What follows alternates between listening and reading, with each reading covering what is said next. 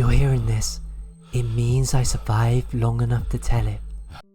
We zipped up the tent, all three of us inside, and when I woke up, I rolled over. He was gone. No unzipped flap, no footsteps outside. It was like the woods reached in and took him, and the people we asked for help, they smiled like they already knew. I was 22 when it happened, summer of 2020, right when national parks opened back up after the lockdowns.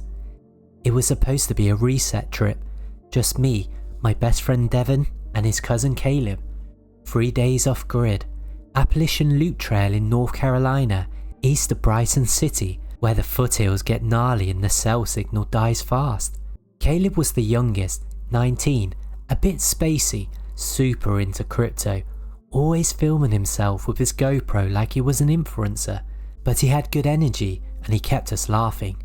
We picked a quiet glade just before dusk and set up tent right between 3 thick poplar trees. The site had a fire ring, a flat area for sleeping, and a stream nearby. We'd found it on an old hiking forum post from 2016 titled, "The Forgotten Clearings, Watch Your Shadows." That should have tipped us off. The first night went how these trips usually go. Fire, ramming, stories about exes and near-death rock climbing moments. Around midnight, we heard whispering outside the tent, very faint, like someone was standing just out of view, muttering. Devon thought it was the wind. Caleb said it sounded like his name. We laughed it off. When we zipped the tent shut, all three of us were inside. I was on the left, Devon in the middle, and Caleb on the right.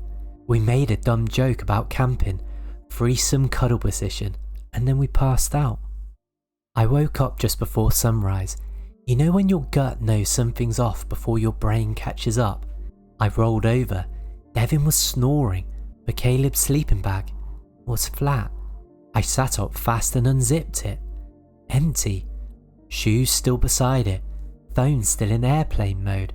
No tent flap unzipped. No gear moved. I unzipped the tent slowly, crawled out, and scanned the clearing. Nothing. We called out, waited. Hiked a half mile in both directions. We checked the stream, the trail, the fire pit. No prints, not even in the dew-soaked grass. He wouldn't have left barefoot, and he wouldn't have wandered off alone. We all knew better. By 11 AM, we agreed to hike to the closest ranger outpost. It was almost 6 miles away. And 2 hours in, we stumbled across a small shack we didn't remember seeing on the way up. Old wooden slats, but with smoke curling from a metal chimney pipe. A sign nailed to the nearby tree read, "Bates Hollow Station. Visitors welcome." We figured it was private land, but we were desperate. We knocked. The door opened before we touched it. A man, maybe 60, stood there smiling. Behind him were 2 women, both older, both smiling too wide. They invited us in without asking who we were, said they had soup on. We explained our friend was missing, that he vanished in the night, that we thought he was in the tent but somehow wasn't. They just listened, still smiling, and one of the women said, "It's the woods, they get hungry sometimes." Devon and I exchanged a glance. "Excuse me?" She waved it off like she was joking. "He'd probably just walked off too far and got turned around. These trails twist." We asked if we could borrow a phone or a radio. They said, "No signal out here." We noticed there were no electronics in the house, not even a clock, not even an outlet. As we were about to leave, the old man gestured towards a wooden shelf lined with faded photographs. "If he comes by, we're sure to keep him warm," he said. "We remember faces." I glanced at the shelf and my stomach dropped. One photo, newer than the rest, showed Caleb, smiling, wearing the same jacket he'd worn on this trip, standing in front of the very shack we were in. We left fast. We didn't say goodbye, didn't even look back. We made it to the ranger outpost before dark, filed a missing persons report, They asked all the questions. They ran a search the next morning. Found nothing. No Caleb, no gear, no sign of struggle. Just a piece of fabric caught in a tree branch about 8 feet up. It was the drawstring from Caleb's hoodie, still tied in a loop. A week after I got home, I got a notification on Instagram. Caleb Shaw uploaded a new story. I froze. I clicked it. It was just a photo of a tent. Hours from outside. Nighttime. Fog around the edges. 2 sleeping bags inside. 1 missing. If you're hearing this, it means I survived long enough to tell it.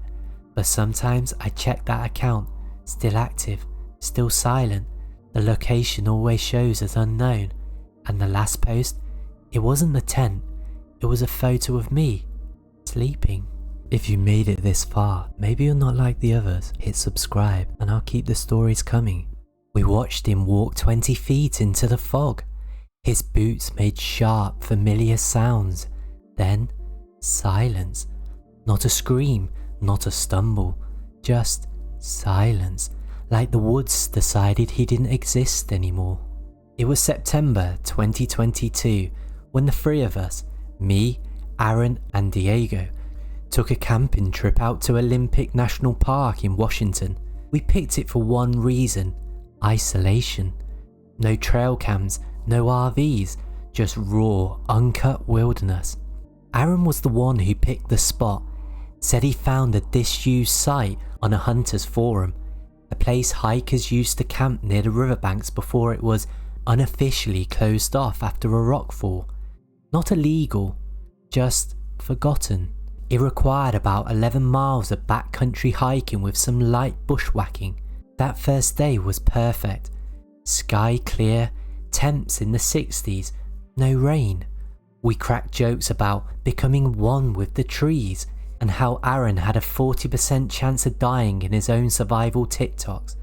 I remember Diego humming that stupid tune from The Revenant as we pitched the tent. 3 nights off grid, he said.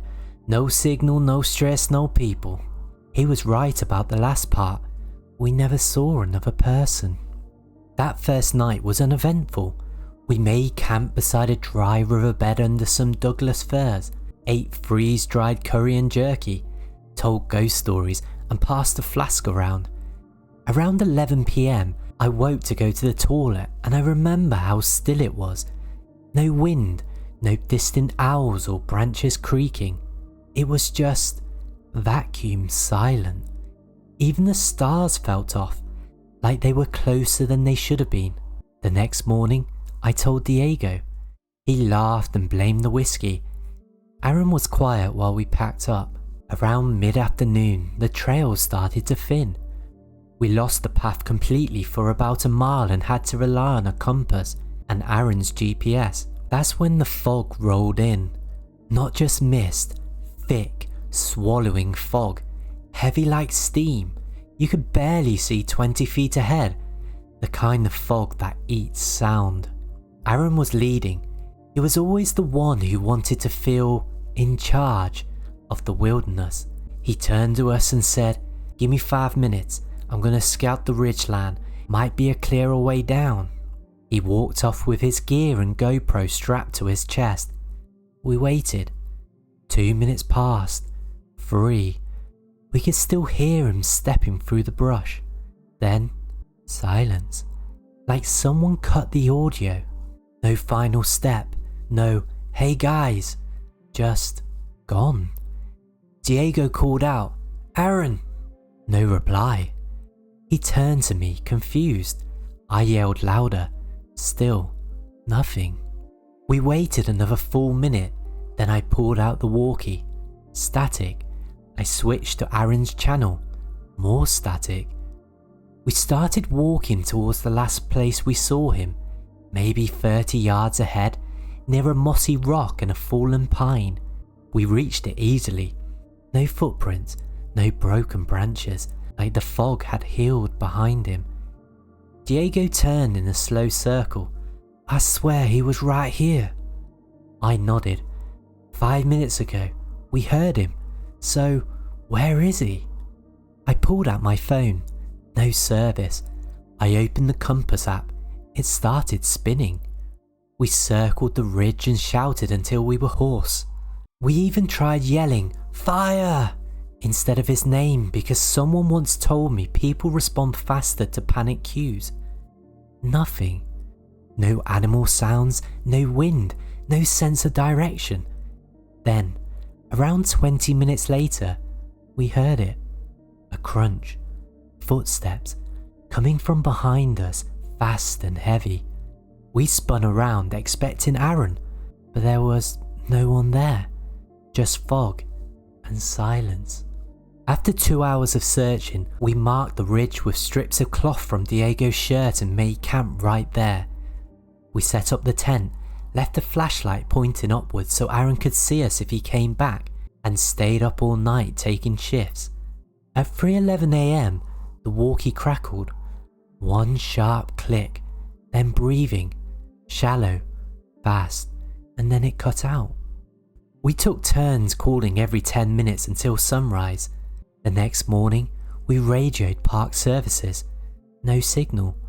We hiked back to the ranger station in silence. It took us 12 hours. We filed a missing persons report. We were questioned, cleared. They sent out a search team. Found nothing. Except for Aaron's GoPro. It was sitting on a mossy rock where we last saw him. Still recording. They let us watch it 3 days later. Here's what it showed. Aaron walks up the ridge. Fog is thick. He looks back twice and says something we can't make out. At minute 03:12, he pauses. He looks into the fog, then turns suddenly, like he hears something. He steps off screen for 6 seconds. Camera stays focused on the trail. Then there's a whisper. Not his voice, something raspy, unclear. Then the lens goes completely dark and the GoPro clicks off. No battery issues, no impact, just ends. We got access to his GPS data through an app he used. It tracked his last coordinates about 60 feet past the mossy rock, and then it jumps. Next log entry, 17 miles away. A straight line, no deviation, in terrain that would take days to hike.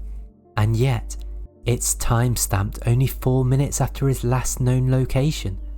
That spot, a cliffside clearing, no trail, no camps, no known paths. We told the rangers, they found it, just a sheer drop into the forest, and at the edge, a single boot print, Aaron's, and 5 claw marks in the soil beside it. 3 weeks after the search was suspended, Diego texted me in the middle of the night. "You up?" I replied yes. He sent a screenshot. It was from his Find My app. Aaron's phone had just come online. One ping. Coordinates placed it inside the woods. Same section of the park. And then it went dark again. And that wasn't the worst part. The profile photo had changed. It showed a blurry shape standing in the fog. Too tall to be Aaron. If you're hearing this, it means I survived long enough to tell it. But I still dream of that fog. Still hear the crunch of boots behind me. Still expect to turn and find nothing. And sometimes, when I sit still long enough, I swear I hear Aaron's voice whispering my name, but I know it's not him, because he never came back. If you made it this far, maybe you're not like the others. Hit subscribe and I'll keep the stories coming. She stood up, walked calmly into the woods, and said, "Don't follow me."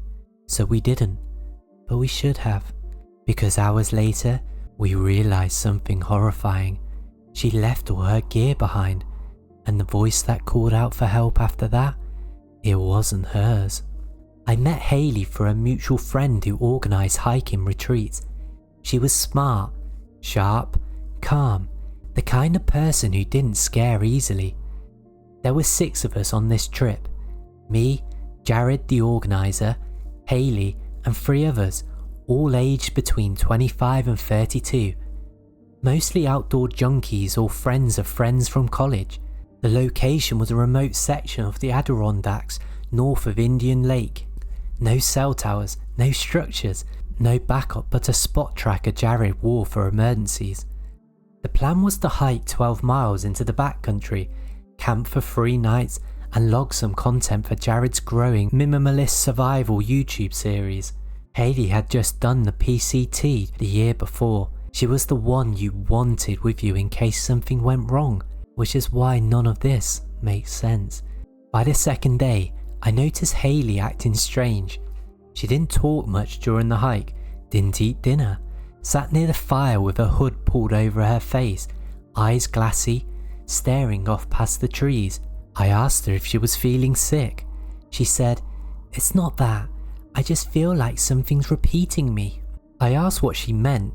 She paused, then said, "I'll think something and then I'll hear it said back, not out loud, just returned." I told her it was probably exhaustion, maybe low blood sugar. She nodded, but didn't blink, and then she said, "If I get up and leave, don't follow me." That night we camped under a canopy of pines beside a still lake. No sounds, not even crickets. Around 2:10 AM, I woke up. I don't know why. There was no noise, no dream, just this feeling like my body knew it was supposed to be on alert. I sat up and looked around the tent. Jared was asleep beside me. The other 2 were outside, sleeping in hammocks. Hayley's tent was zipped open, empty. No boots missing, no coat gone. Her headlamp was still on, lying in the grass. The beam pointed at the woods, like she set it down before walking away. We followed her prints to the edge of the trees. Then they stopped. We circled, split up, and called her name. 10 minutes later, I found Jared kneeling beside a tree. There were 2 sets of footprints there.